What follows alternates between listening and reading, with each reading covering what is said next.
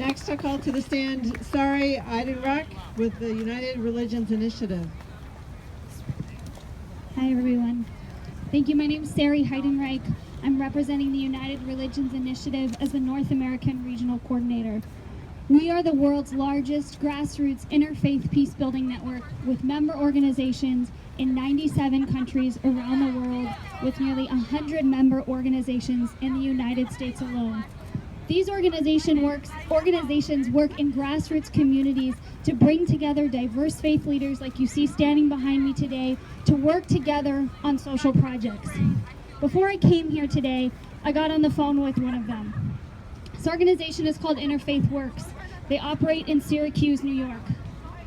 They resettle refugees in that community, primarily to unite families who've been divided by this global crisis. And as I spoke to one of their staff members, she began crying. She said, "This is my message for the administration. Get a heart.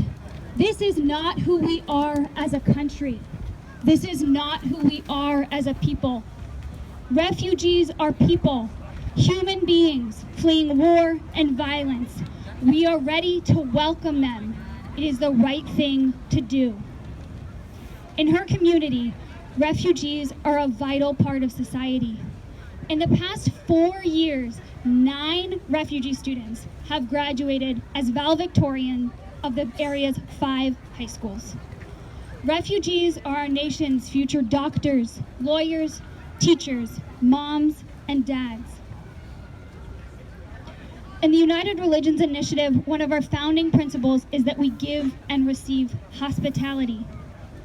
Welcoming the stranger is a value held dear by many, if not all, religions, spiritual expressions, and indigenous traditions.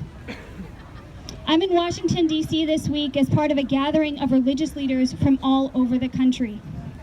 We have come together to affirm our commitment to protecting refugees, asylum seekers, immigrants, religious minorities, and religious freedom.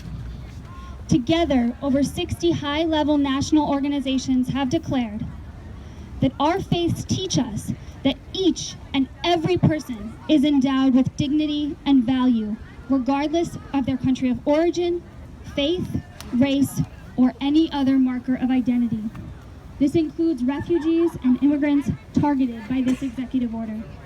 We stand here today in solidarity with the communities targeted by this order, particularly the American Muslim community and other religious minorities that have been victims in recent days of increased discrimination and hate crimes. We stand here together to build bridges, not walls.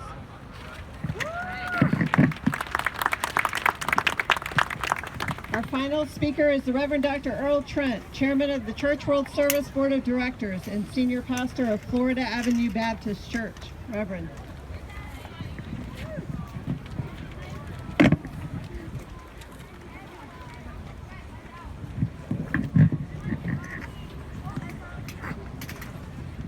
Thank you. As Chairman of the Board of Church World Service represents 37 denominations, mainline denominations, African American denominations.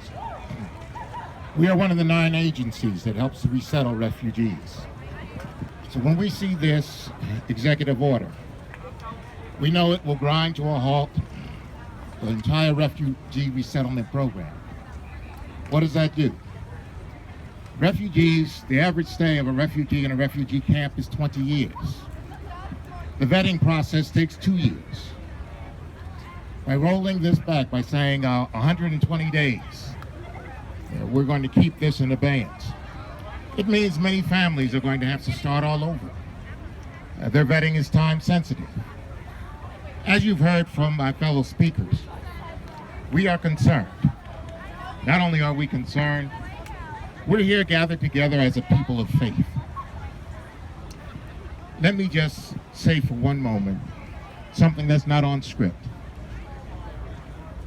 I want to remind not only this administration, but the people that support him, that this is not our nation. What you are doing is giving us a nation of fear, a nation of hate. You ran on a platform of hate. divisiveness, fear. You said you were going to make America great. Well, great nations do not huddle in fear. Great nations do not dismiss the poor, the tired, the refugee, the immigrant. We are a great nation because we are a nation of displaced persons. We have all come from some place, some voluntary, some involuntary. We've all been displaced. But this nation is great when we cater to the least of them. We are great when we let the light of our compassion show.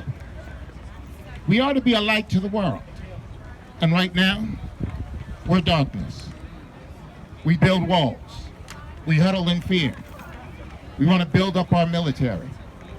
That's not great. A great nation and a great people live by faith.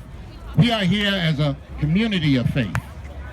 And faith casts out all fear. That's why we're here. We stand against fear. We stand against hatred. We stand against divisiveness. We stand against cruelty and meanness. We stand for America, a great nation that is going to become greater as we continue to fight in nonviolent ways to put forth a message that the world needs to hear. We are caring people. We are compassionate people. We are going to take our resources and help one another and ban no one, because we know that we are greater when we all work together, when we pray together, when we sing together, when we raise our families together.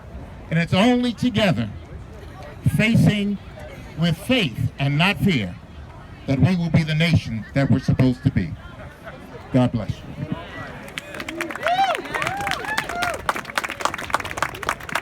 Sometimes I've learned we got to be simple in our message. So let's just conclude by saying real clear what we want. What is it we want? No ban, no wall. Say it loud and say it clear. No ban, no